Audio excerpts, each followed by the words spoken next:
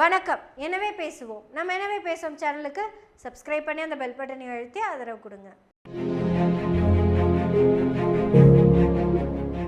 ஏங்க சீரியஸாக பேசுறதுக்கு அவ்வளவு விஷயம் இருக்கு. ஆனால் நமக்கு சீரியஸாக பேச வராது. நம்ம சிரிப்பாகவே போயிடலாம். அந்த சீரியஸான விஷயம் என்னன்னு கேட்குறீங்களா? ஹிந்தி திணிக்க வேண்டாம் அப்படின்னு நம்ம பேசினப்ப அவங்க என்ன சொன்னாங்க?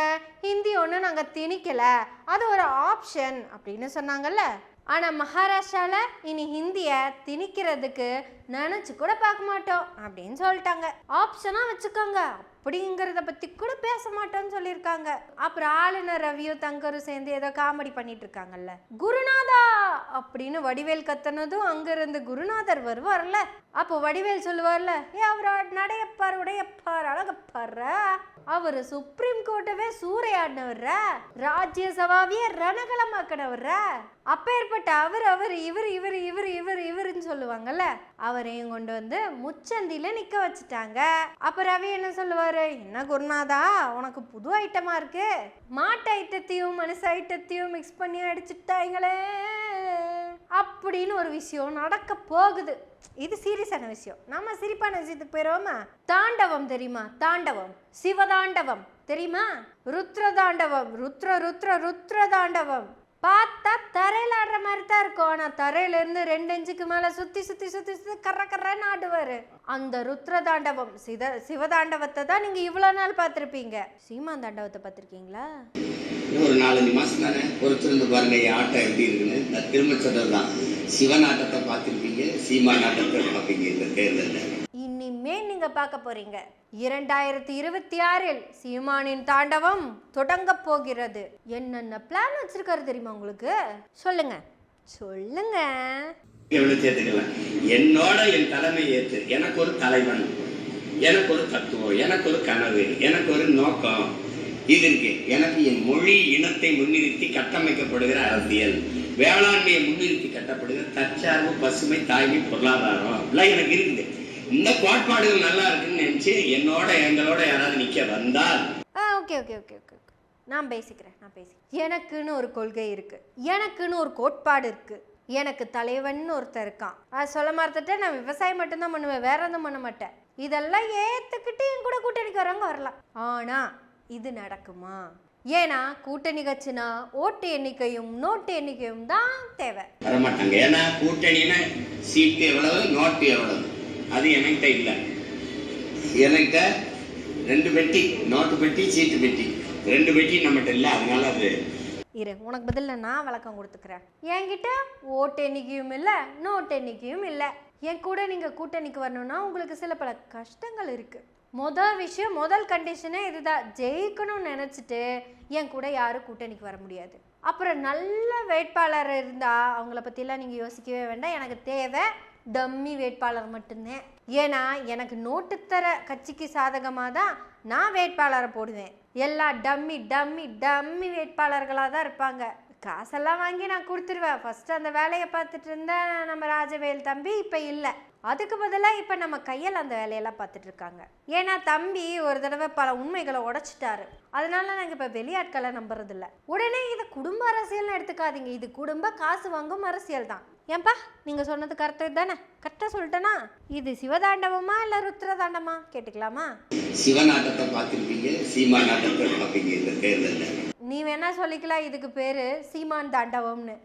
கரெக்டா சொல்லணும், சீமான் தண்டம். அடிக்கடி இந்த சீமான் இந்த தண்டம் சொல்லும். நான் யாரு கூட கூட்டணி வைக்கலான்னு சொல்லுங்க. எனக்கு மது விலக்கு முக்கியம். ஆனா இந்த 2 திராவிட கட்சிகள் கிட்டயும் மது ஆலை இருக்கு. குஜராத்ல மது ஆலையே இல்லைங்க, தெரியுமா உங்களுக்கு? இது அந்த தண்டத்தோட விட்டு இல்லை, ஏன் விட்டு. இப்போ அந்த மது ஆலை இருக்கிறது தான் இந்த தண்டத்துக்கு மிகப்பெரிய பிரச்சனை. இதே தண்டம் கொஞ்ச நாளுக்கு முன்னாடி பேசியிருக்குது, உங்களுக்கே நல்லா தெரியும். நான் அரசியல் கட்சி தொடங்குறதுக்கு சென்னைக்கு வந்தவன் இல்லை. ஒருவேளை நான் தோத்துட்டு போனா கூட எனக்கு தொழில் இருக்குது, கள்ளச்சாராயங்காச்சு பொழைச்சிக்குவேன். ஹலோ தண்ட மது விளக்கே, நீங்க சொன்ன வார்த்தை தான்.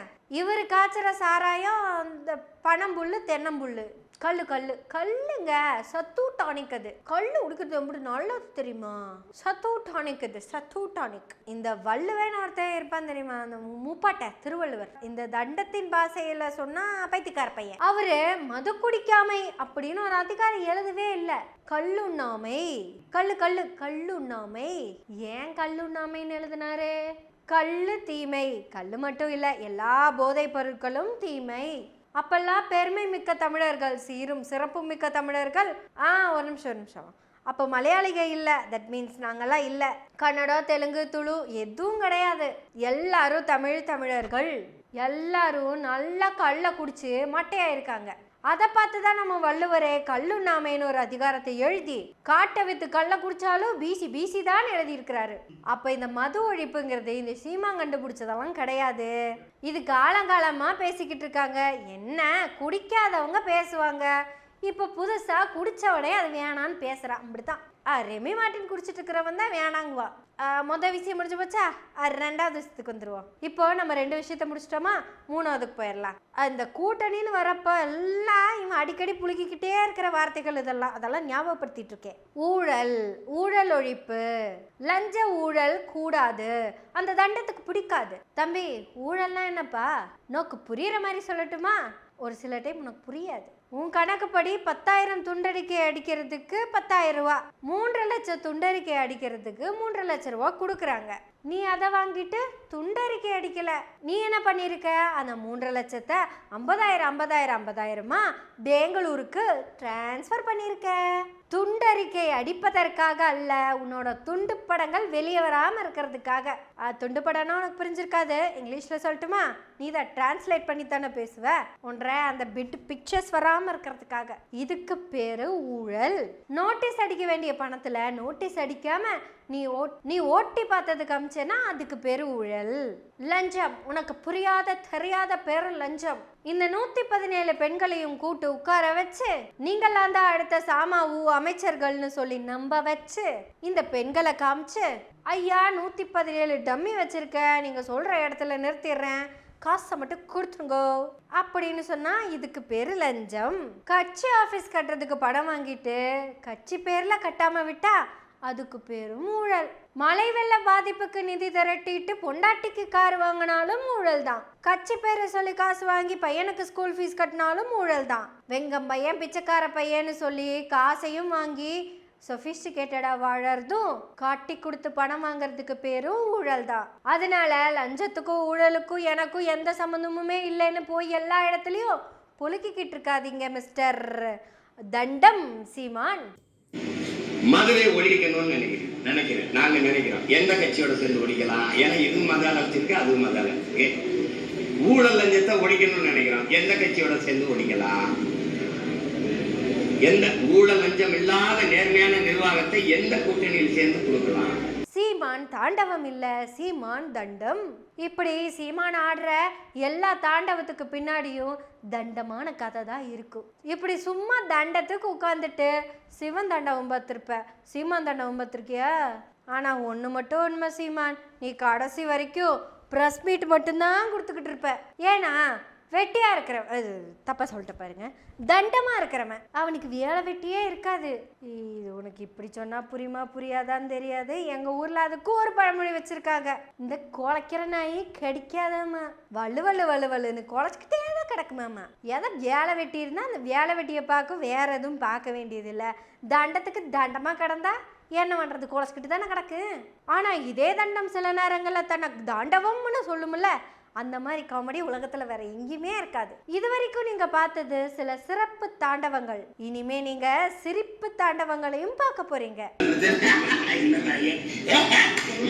இந்த சிரிப்பு தாண்டவமான கலக்கப்போது யாருவின் கிராண்ட் ஃபினாலேக்கு சீஃப் கெஸ்டாக வரப்போகுது சீமான். சீமான் சீமான் சீமான் தண்டம் தண்டம் தண்டம் தண்டம் சீமான் சீமான் சீமான் தண்டம். சீமான் தண்டம் வந்து உட்காரப்போகுது. போற போக்க பார்த்தா பிக் பாஸ்ல ஒரு கண்டஸ்டண்டாவே போய் உட்கார்ந்தாலும் உட்காந்துக்கும்.